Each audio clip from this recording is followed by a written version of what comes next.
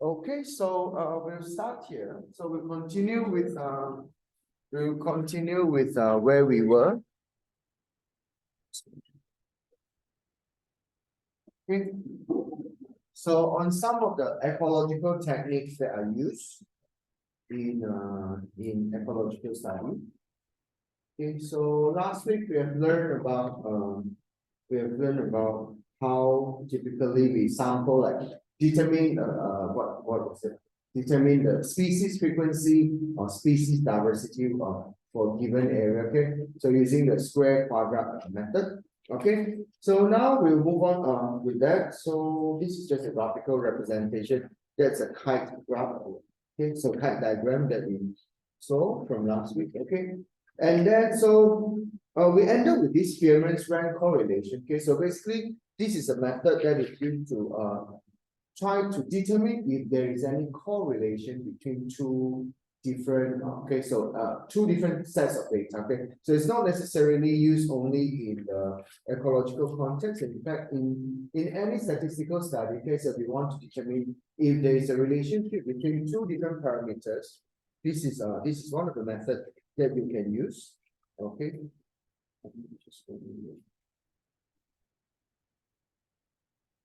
Okay, so this Spearman ranks correlation normally is for quantitative data okay, and that can be order or rank. So for example, when we say order or rank, basically it means which one has the highest and lowest. Okay, so let's say they're talking about distribution of species within an area. Okay, so we have 10 different products. Okay, so maybe one area has five.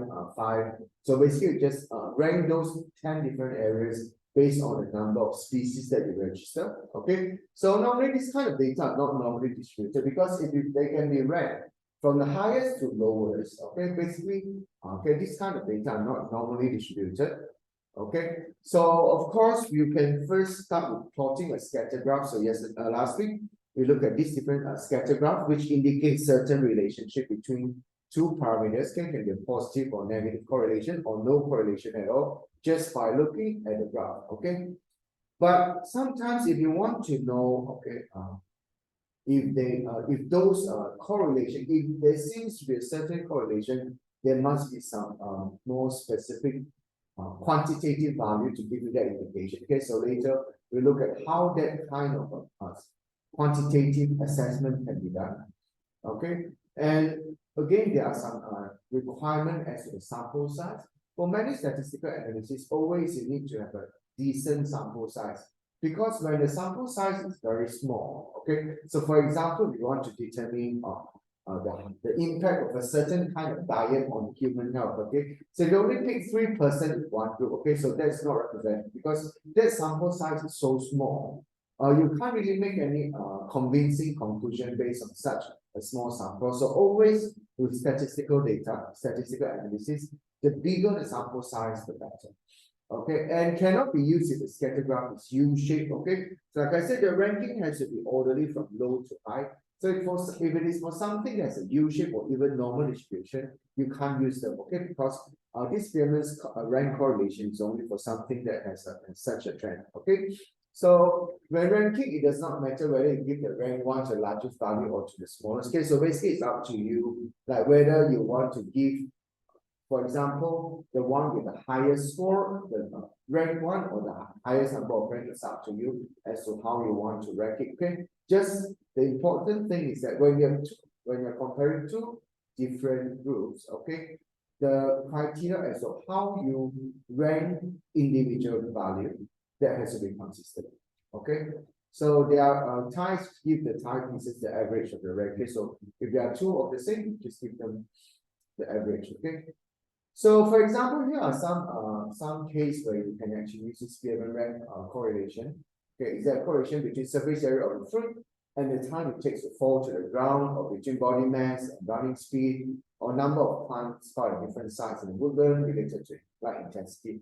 Like I said, it can be on anything. Okay, so it is not limited to ecological study. As long as you want to determine whether two sets of data are related, this is one of the possible way to do that assessment. Okay, So let's look at this. Okay, so now here this is an ecological example. Okay, so a student counted the numbers of species R and species S in 10 quadrants. Okay, so you want to know if there's a relationship between the numbers of the two species. Okay, for example, if those two species they tend to live symbiotically, okay, as in they rely on each other for survival, then of course you should see a correlation. Okay, so where there's a high number of R, then there should be a high number of S. Okay? Or if there's like a predatory relationship, for example, okay. But sorry, this cannot be this cannot be for what we call a predatory kind of relationship. Can you please tell me why can't it be used here?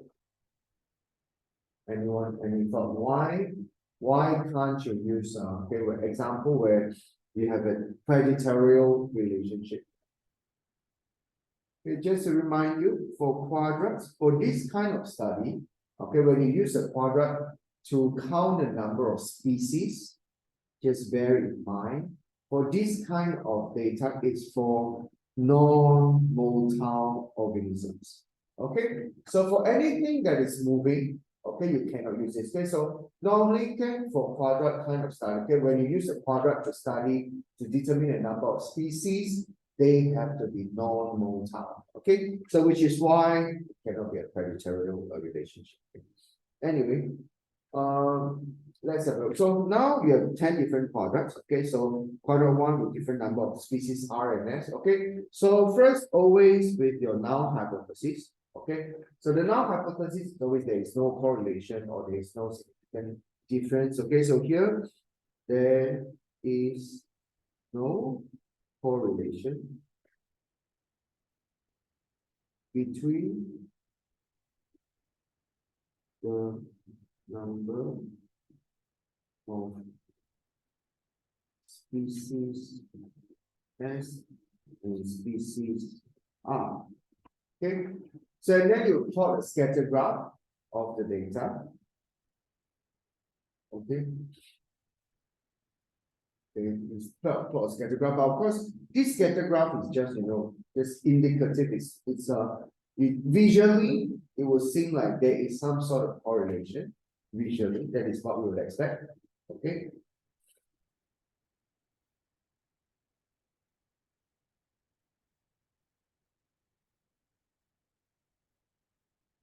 And then okay. So next you then rank each set of data. Okay, so just now, for example, for species R, okay, so here the lowest rank is given to the one with the lowest number. Okay, so you see 2 individuals, rank 1, 8, rank 2, 13, 3, 24, and so on and so forth. Okay, so basically you rank them. Okay, so it's up to you, like I said, how you want to rank. So for example, you can also give, okay, so the highest one is 1. The second highest, 2, and then 3, so on and so forth. Okay. The key is for both groups, you use the same approach to ranking. So now for this one, it goes from the lowest to highest. Okay. So the ranking here is for this case, the ranking method is lowest to highest. As in lowest number of individual to highest number of individual, but like I say, you can rank it the other way around. Okay, either way is fine as long as both groups you use the same ranking approach. Okay, so after that there will be some statistical and mathematical processing that you need to do. First, you determine whether there is any difference in rank between the two. Okay, so actually that gives you, even without knowing the statistical principle behind it. At least we can tell if the rank difference is very low, for example, then it suggests that there is correlation. Okay, so if the rank difference is low, which means they tend to rank in similar manner in different areas, that may potentially suggest some sort of a relationship in terms of the distribution of the two different species. Okay, so you calculate the difference in rank and then the d squared, and then you total that up. So d squared basically is just the square of the difference. Okay, so that is a statistical processing that you need to do. After that, there is this coefficient. Typically, this equation should be given. If you are asked to answer questions like this, it will be given. Okay, So here, okay, so this is the formula that is given. Okay, so 6 times blah blah blah. So n, okay, so let's have a look. So R is a Spearman rate coefficient. So basically, that's a number that you get from your calculation. Okay, so it's ultimately this is the number that we want to calculate from this kind of test. Okay, so the total d square is a sum of the difference between the ranks of the two samples, and the n is the number of samples. Okay, so here there are 10. Okay, so there are 10 pairs of samples. So you just divide it by 10 cubed minus 10. Okay, and then the difference. Okay, so here you get a number down to 2 decimal places. Okay, so this is a number that we use for statistical determination. Okay, so something very similar to what we have done with the chi-square test, and there was also t-test, if you remember about chi-square and t-test before. Okay, so interpreting result of the test, okay, compare Rs against a critical value to find out whether there's a significant correlation. Okay, so always there's a particular value that you compare against to decide whether that correlation or that result is statistically significant or not.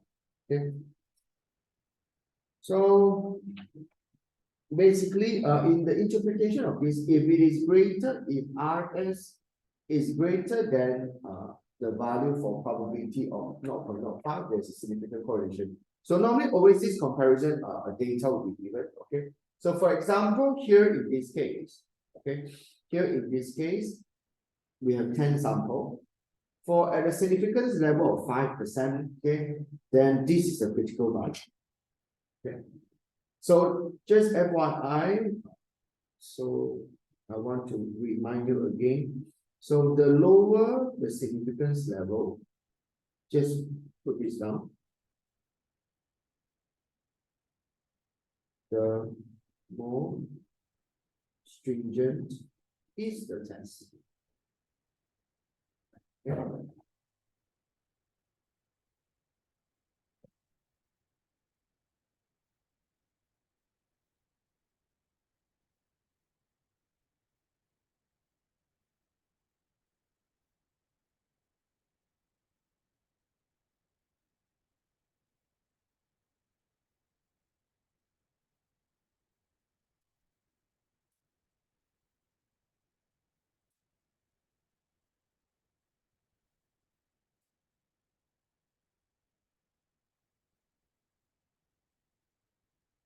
Okay.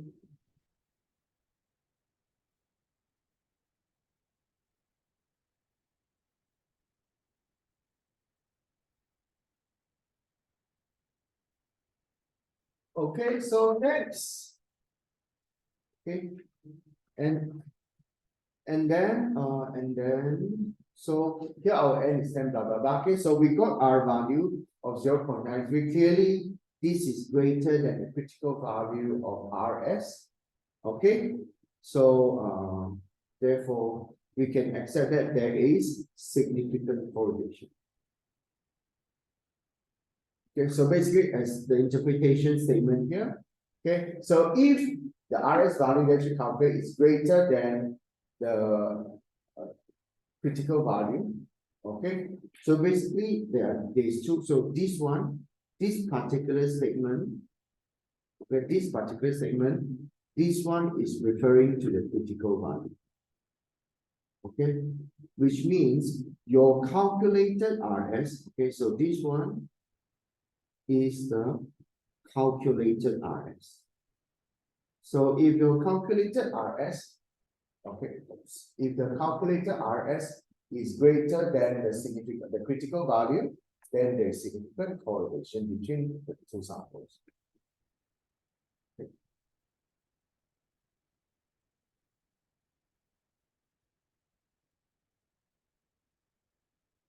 I think so we haven't done much yet.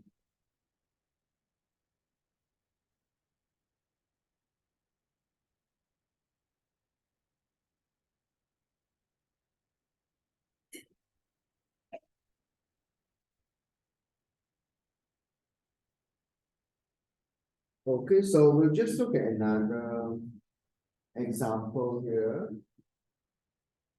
Okay. So, and ecologists want to find out if there's a relationship between the percentage cover of two species. Okay, so I'll just forward some. Okay, so we are doing as what we call Spearman ranking test. So basically just to determine whether there's correlation between two different data. Okay, so when we say ranking, that means we are going to rank this data later. Okay, so if you look at this, let's say, so if you have to do a ranking system here, okay, let's start with the null hypothesis. Okay, so always the null hypothesis is that there is no correlation. Okay, there is no correlation between the percentage cover of two species. Okay.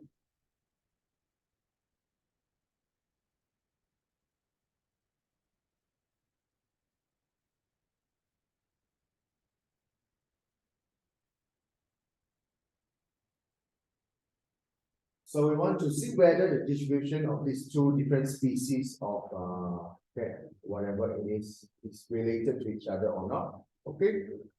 So of course, the next thing that you do is draw a scatter graph.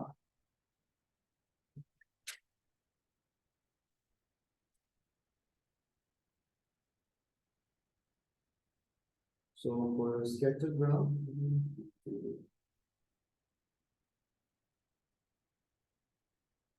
so this is just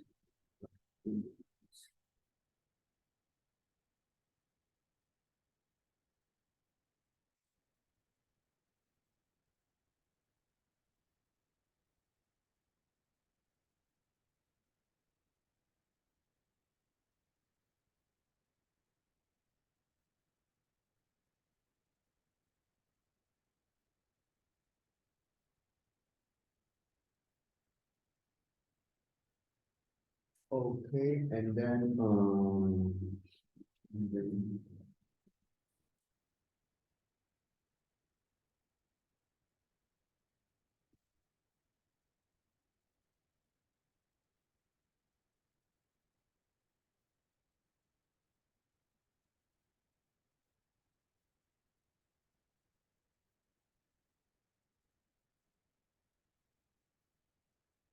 okay, so just quadrant one. So basically for each pair, we just put okay. So for example, quadrant one, you have 30. Okay, quadrant one, you have 30 vulgaris and 15.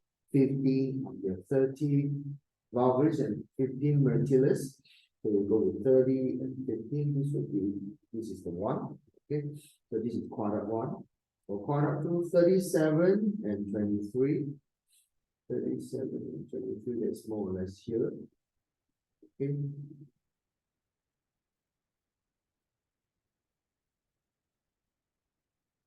So just for that 15 and 6, 15 and 10, 20 and 11, 9 and 10, 3 and 3, 5 and 1, 5 and 1, 10 and 5, 25 and 17,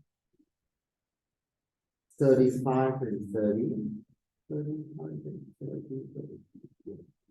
Okay, so that's basically a scatter plot. Okay, so if you look at this, maybe there may be a correlation. Okay, so you see that when there's a low number of vulgaris, there's a low number of myrtillus, and the same for the higher one. Okay.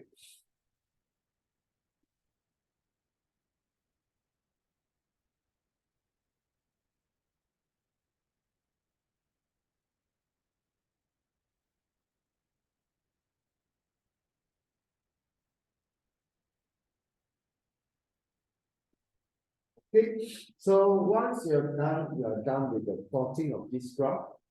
Okay, so this one you can actually just do it on your own time. It's very easy to just plotting graph. Okay, so let's have a look here. So let's say if I'm going to rank them according to number. So let's first focus on the vulgaris. We go with the lowest number. Okay, so the lowest number is 3. So we can give them the rank number 1. Next is 5.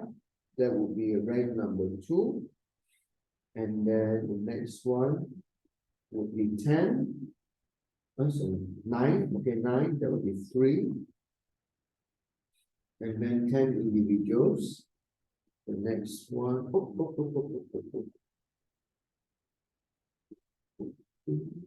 yeah, actually, yes. 4, and then, okay. So next one is 15. Okay, so 15, 15. So we see 2 15, right? They should be 5 and 6. So this one we give them the average. Okay. So supposedly 1 is 5, 1 is 6. So we give them both the average. Okay. So this is okay. For this one is 5 plus 6 divided by 2. And then the next one is rank 7. That will be 20 individual. Okay. And then 25. 30, 35, and 37. Okay, so basically you'll be doing the same exercise here. Okay, so I want. It's a very simple exercise. Okay, and then you just give them the rank. Okay, and then calculate the difference between the rank. Okay, so it's up to you whether you want to do 9 minus 8 or 8 minus 9. It's the same thing. Because ultimately you're going to square, this is a square value that you're going to calculate. Okay, so you can see that so you just do 9 minus 8, blah blah blah. So the vulgaris column minus the Mertilius column. Like I say, you can do the other way around because ultimately you are going to square it, so it doesn't really make a huge, it doesn't make any difference at all in terms of the total d square value. It will be the same. Okay, and then you get the total as 15.5.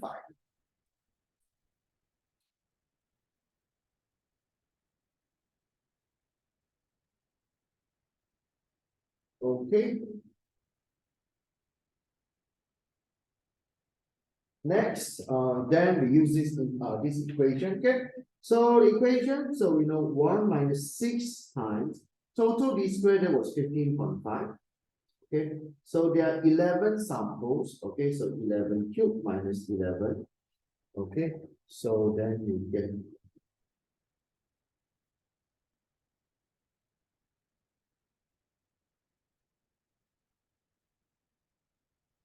Oh, it is so good. Okay, 0.930 as well. Okay, so cos E.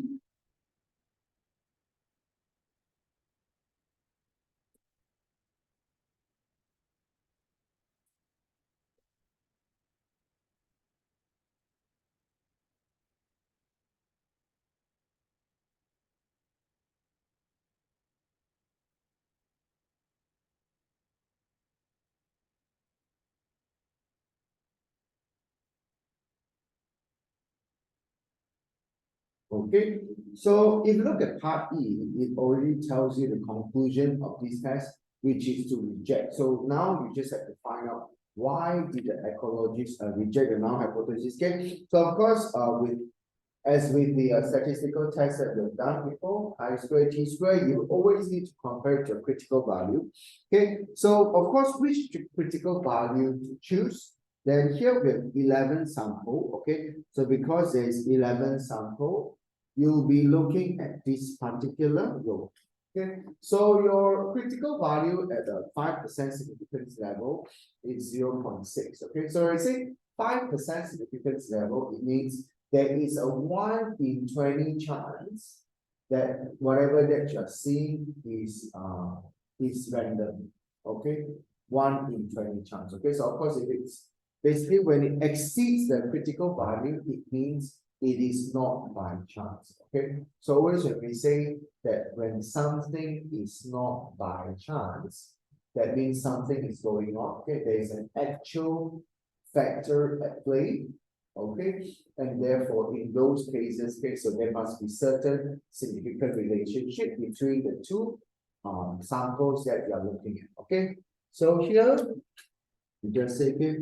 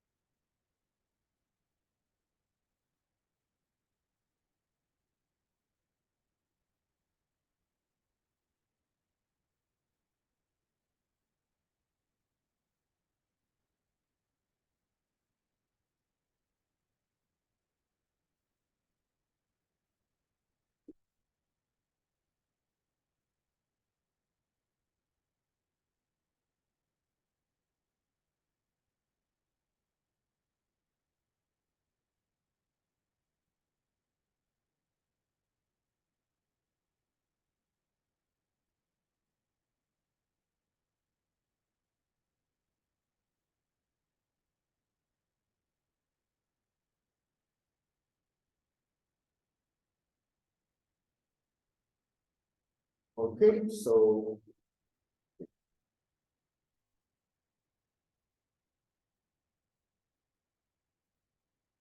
okay. So the conclusion then, okay, the conclusion then is kind of repetitive to the statement out there, but basically is there is a significant, because you reject the null hypothesis, right? That means there is a significant correlation. Your null hypothesis is there is no correlation, so you reject it. So it's the opposite fact that will be true.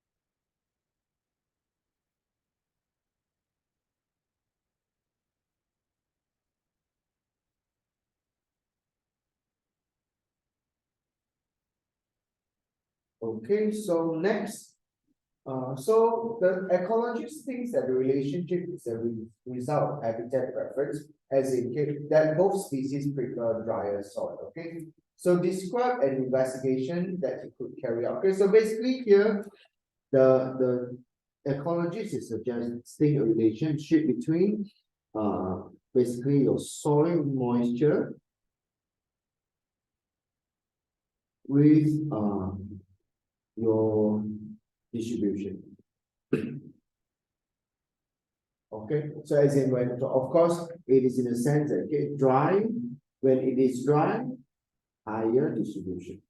Okay, so that is a kind of relationship. Okay, so of course, then we need to describe an investigation. Okay, so always for an investigation, okay, you need to start with the null hypothesis. Okay, so the null hypothesis would be, for example, okay, the distribution of for this purpose, you can actually choose just one of the species. Of course, if you want, you can do both species. Okay, so okay, maybe just I'll just go with one. Okay, so of course you can do it for both. Okay, if you want to check that relation. Okay, so we just assume that this C boundaries. Okay, so C boundaries. Okay, as is not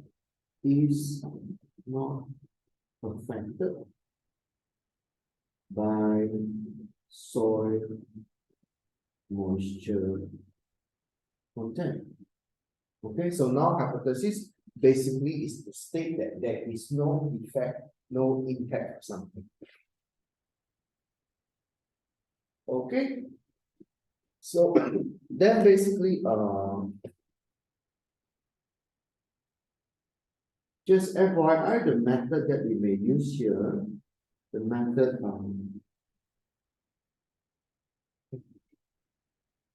so of course for this kind of method, okay, so just a note, okay, you can perform random sampling or systematic sampling.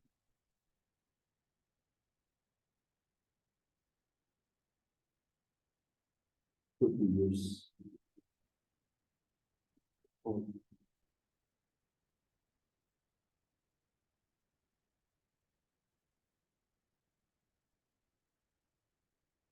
Okay, but Here's below is the method for.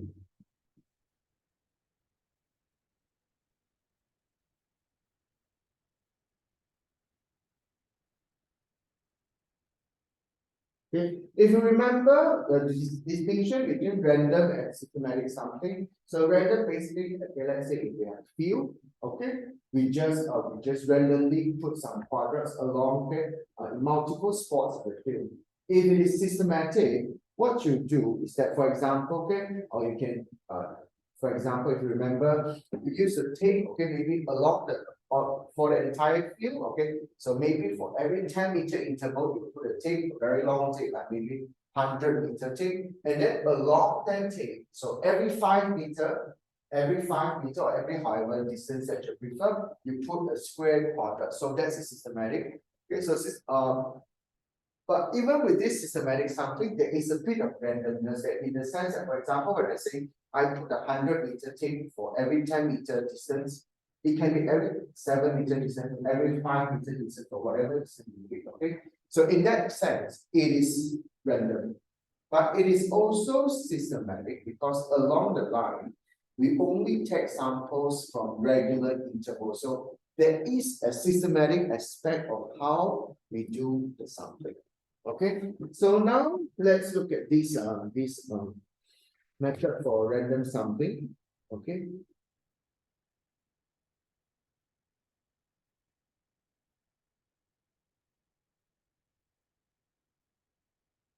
Okay, so you mark out a large part.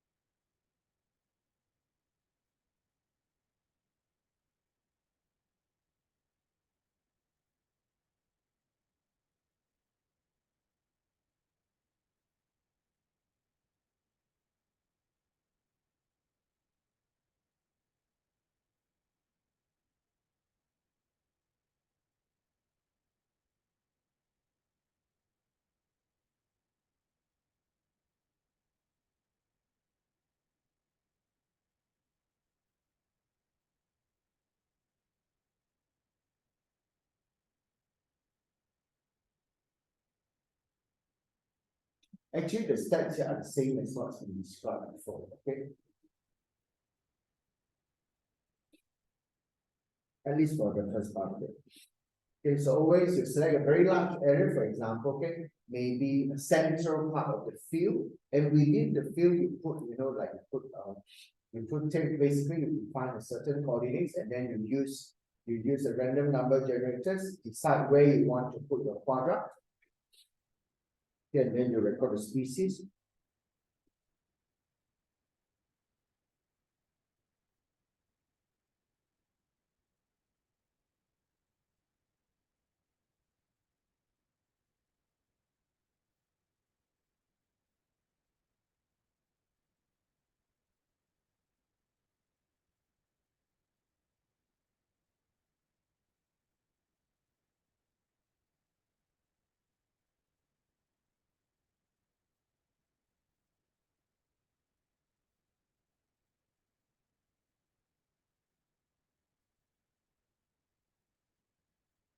Here, this soil auger is a very particular something like this. This is a soil auger. Okay, this is a soil auger. But it's okay if you don't mention what tools you use. But of course, the more detail, the better. Okay.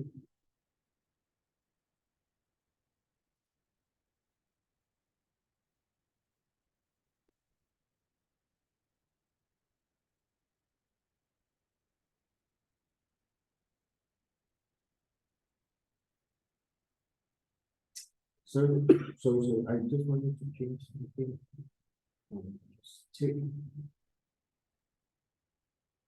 maybe more than 3 soil samples for each selected model.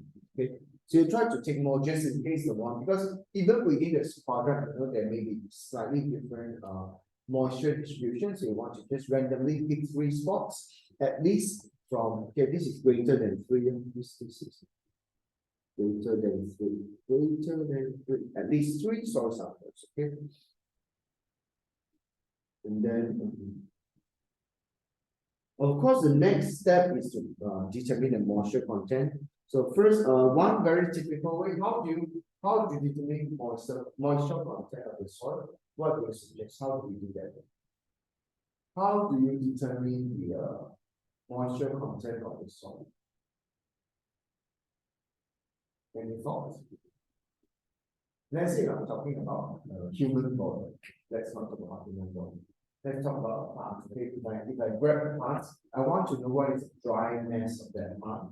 So I use the term dry, which means you just need to compare with water and without water. So minus that, the difference will be your moisture content. Okay. So first, okay, you weigh a small quantity of soil from each sample.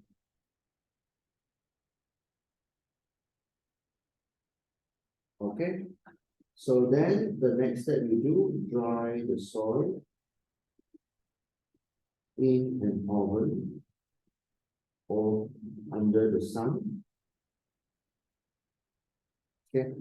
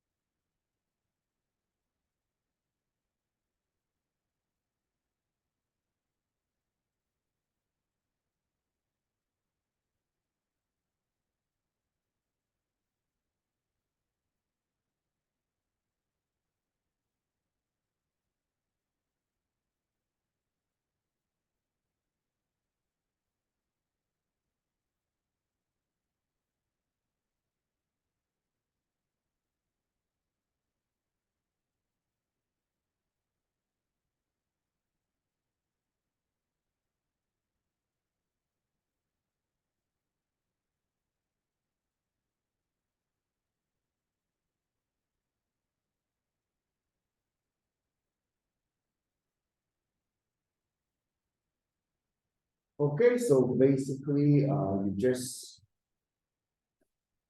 okay, so like I say, you dry it, okay, and you just weigh the mass before and after. Of course, you want to be sure that all water is removed, so keep repeating that process until you get a constant mass, which suggests that all water has actually been removed.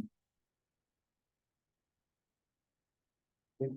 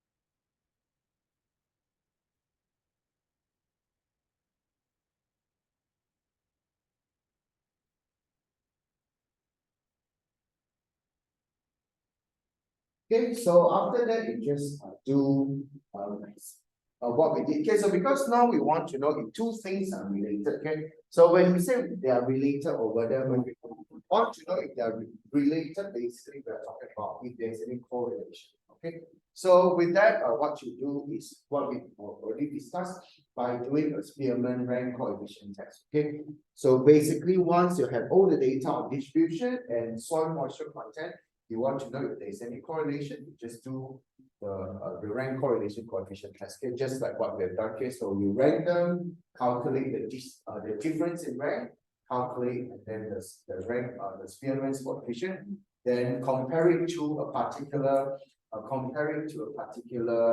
critical value. Then you can decide if this data, if the relationship is significant or not.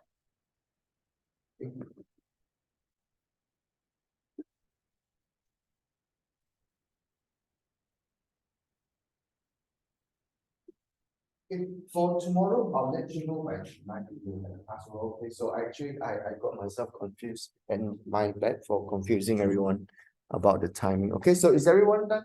So okay, so we'll finish it today, and then most likely I will